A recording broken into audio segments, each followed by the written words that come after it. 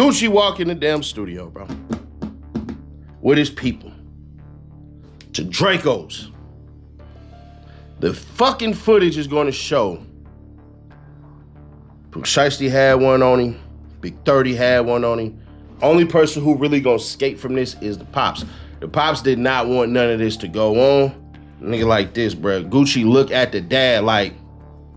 One of the biggest names in rap history, a guy who built an empire from nothing, suddenly caught in a shocking situation inside a recording studio involving people from his own circle. And it doesn't stop there. The situation reportedly involved close connections, including someone tied to Ty, with another figure, Big 30, said to be present near the door, making sure no one moved. A whole group was said to have traveled from Memphis to Dallas for this moment, and after everything went down, images of expensive watches were posted online, sparking even more attention. This wasn't just messy, it looked organized from the outside. But here's what really matters before diving deeper. This wasn't something random or spontaneous. According to official reports, this situation appeared coordinated and planned out step by step. And to understand why things escalated to this level, involving Gucci Mane, we have to rewind and break down everything that led here. Because once you see the bigger picture, it starts to connect in a way that feels unreal. And when you get to what federal authorities reportedly gathered,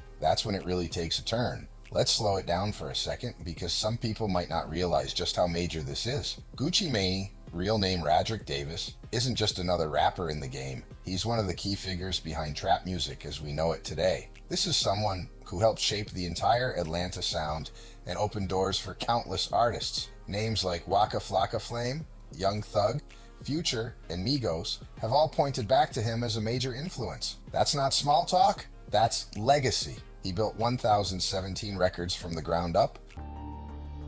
The Pops just head down. You can't tell your son nothing right now. Your son the number one right now. You gonna sign this? Sign the damn papers. And we need that. Wedding ring. Watch. Come up out that.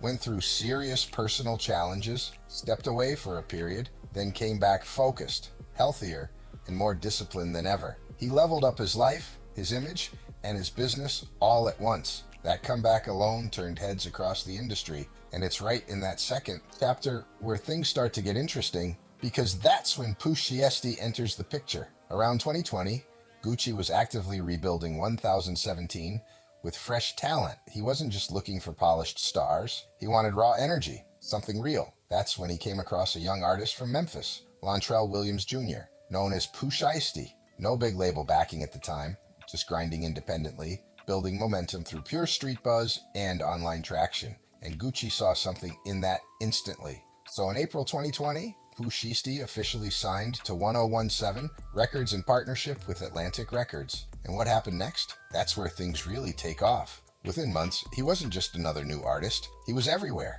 By November 2020, he dropped Bacon Blood featuring Lil Durk, and it hit number 13 on the Billboard Hot 100. That's huge for someone that new. Then he jumps on Beatbox 2, and that climbs even higher, reaching number 12. 2 major hits back-to-back in his first year, signed. That's not luck, that's momentum. And it didn't stop there. In February 2021, he dropped his debut project, Shiesty Season, and it debuted at number 3 on the Billboard 200. Think about that for a second.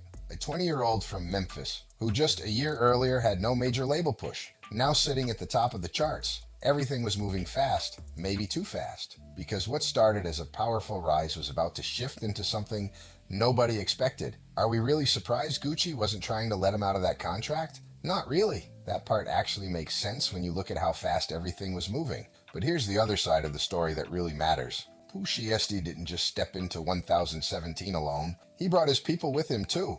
And one of the biggest names from his side was his cousin, Big Scar. Real name Alexander Woods. Big Scar wasn't just another artist trying to get on. This was someone who had already been through serious life challenges before the spotlight ever touched him. At just 16, he survived a major car accident that left visible scars on his face. Then in 2020, he was seriously injured again after being shot, with the situation becoming so intense that doctors had to perform emergency surgery to save him. This was real-life struggle. not just music talk, and Pooh Shiesty made sure that story didn't go unnoticed. He took Big Scar's music and put it directly in front of a Gucci Mane. Once Gucci heard it, the decision came quick. Big Scar was signed. Just like that, the Memphis Circle started getting a real platform. Pooh Shiesty was lifting his people up, and Gucci Mane was the one opening those doors. But this is where things start to get complicated, because everything Gucci gave, he also had control over. And those contract terms? They weren't just background details, they were serious.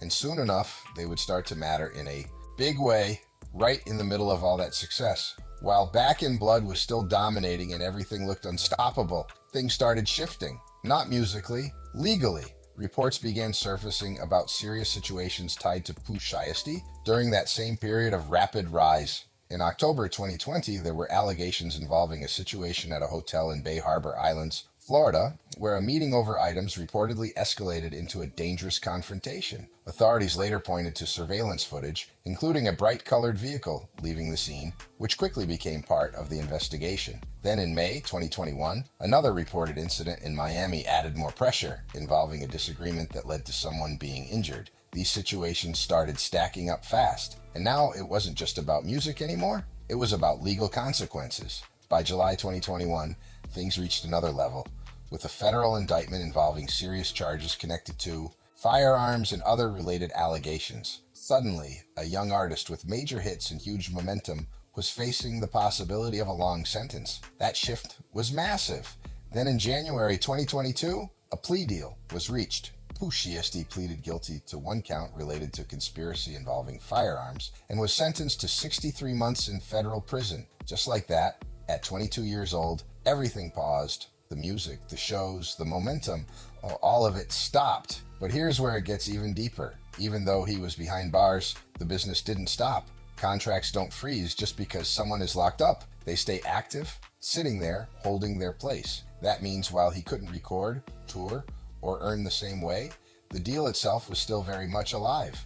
And while he was dealing with all of that from inside, something happened outside that changed everything. December 22nd, 2022. Big Scar, the same cousin he brought into the spotlight, passed away due to a reported overdose at his girlfriend's home in Memphis. He was only 22 years old. After everything he had already survived, this moment hit differently. And Pooh Shiesty, he was still in federal prison when it happened. He couldn't attend the funeral, couldn't be there for his family, couldn't even process it in a normal way, just dealing with that loss from a distance. Then things took another turn when conversations from Memphis started going viral online. Big Scar's brother, Quez Ruthless, went live and spoke publicly about the situation, claiming there were promises made regarding funeral support that didn't fully play out as expected. And just like that, what started as a success story turned into something much heavier, with emotions, business, and public perception all colliding at once. When the family tried to get clarity, things reportedly got even more tense. According to what was said during that live stream, there was confusion around funeral support, with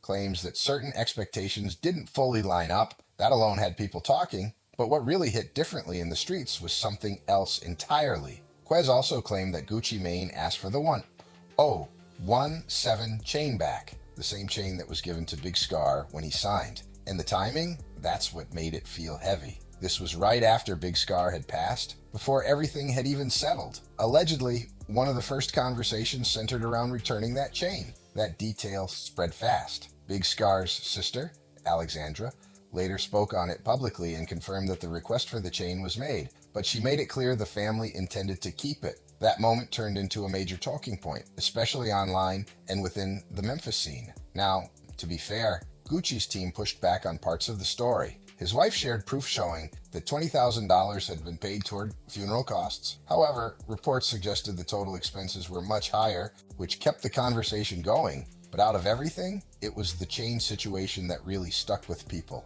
And think about where Pooh Shiesty was during all of this, sitting in a federal prison cell, cut off from everything, with nothing but time to process what he was hearing. That's his cousin, someone he personally helped bring into the spotlight. And during one of the hardest moments for the family, the public discussion was focused on money and jewelry issues. That kind of situation can change how someone feels, no matter how you look at it. If there were already frustrations building around contracts and control, moments like this could make everything feel even more intense. It shifts perspective, and it can affect how someone moves once they're back outside. Now, fast forward to October 6th, 2025.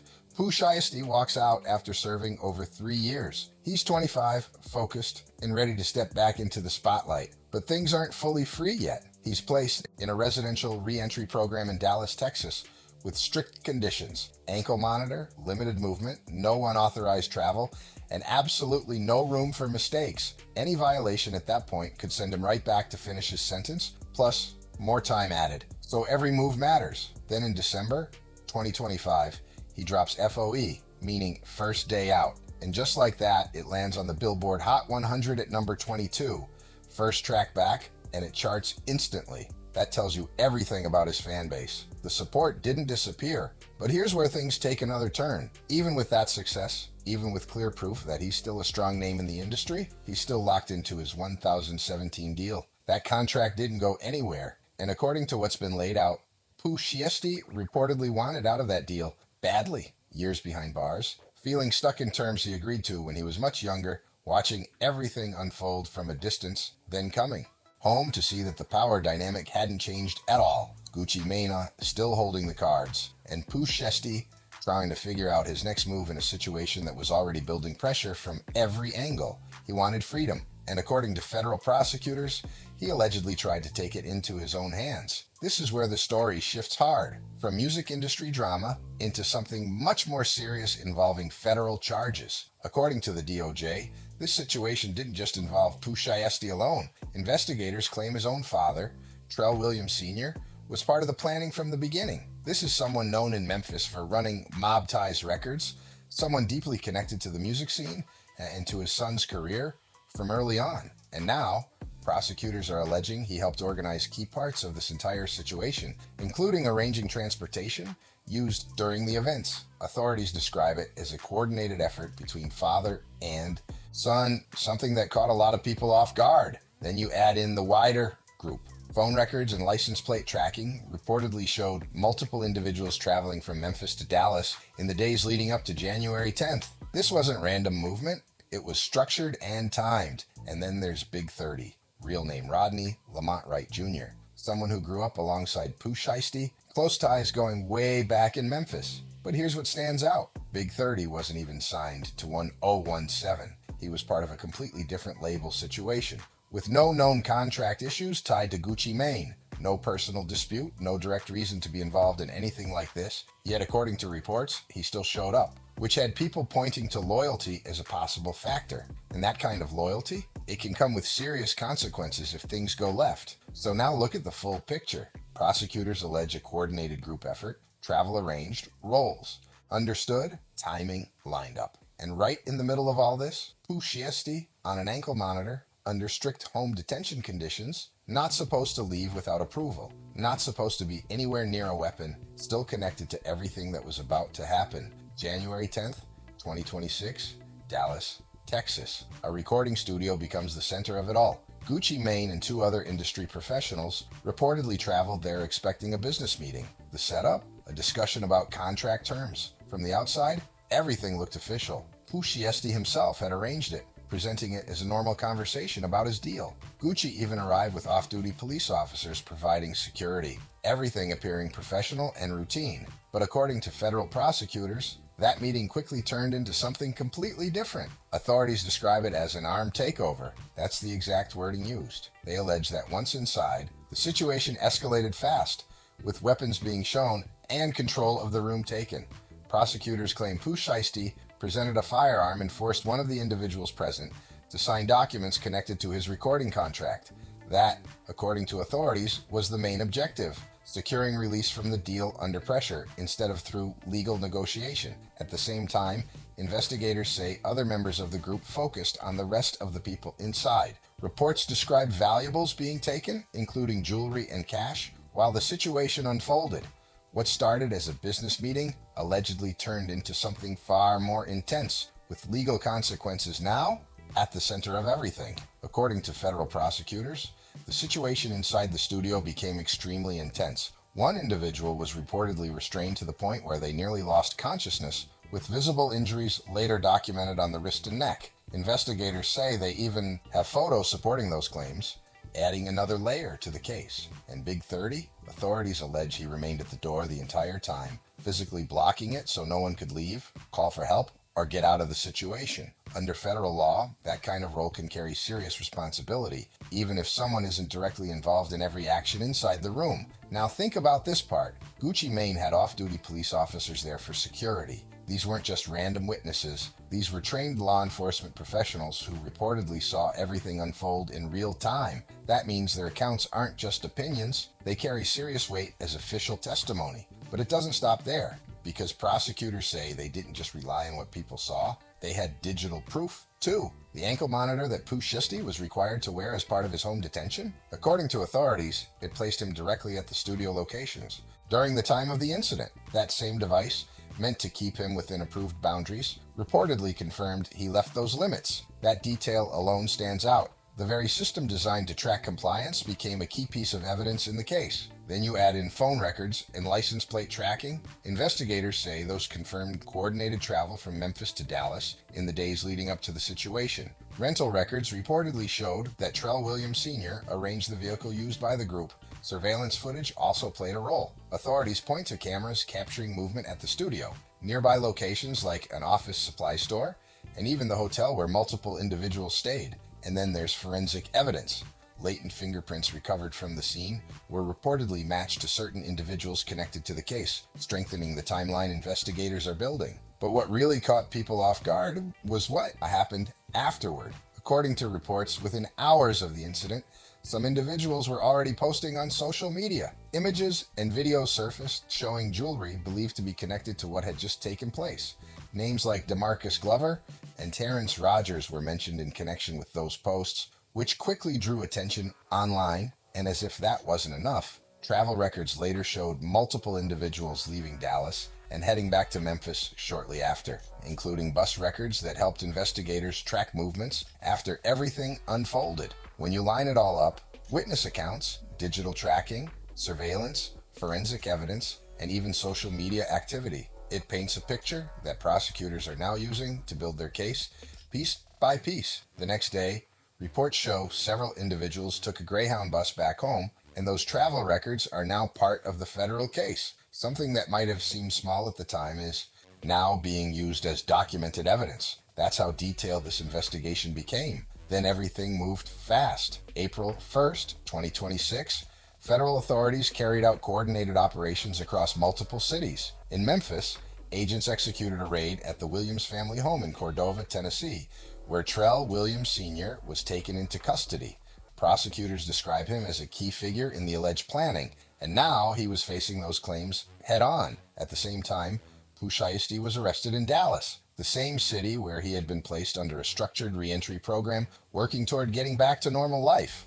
Instead of completing that transition, he was taken into custody under new federal charges. And it didn't stop there. Big 30 was also arrested, along with several others connected to the case across Dallas, Memphis, and Nashville. In total, 8 out of 9 individuals were taken into custody in a single day. One individual, Terrence Rogers, was still being sought at the time. Authorities shared details publicly. The charges? Extremely serious. According to prosecutors, they include allegations tied to kidnapping, armed robbery, and conspiracy. Each of those carries heavy consequences, with the possibility of life sentences if convictions are secured. And here's what makes it even more intense. Pooh Shiesty had previously avoided a life sentence in an earlier case by accepting a plea deal. Now, just months after returning home, he was once again facing the possibility of spending the rest of his life behind bars, all at just 26 years old. During the official announcement, U.S. Attorney Ryan K. Buchanan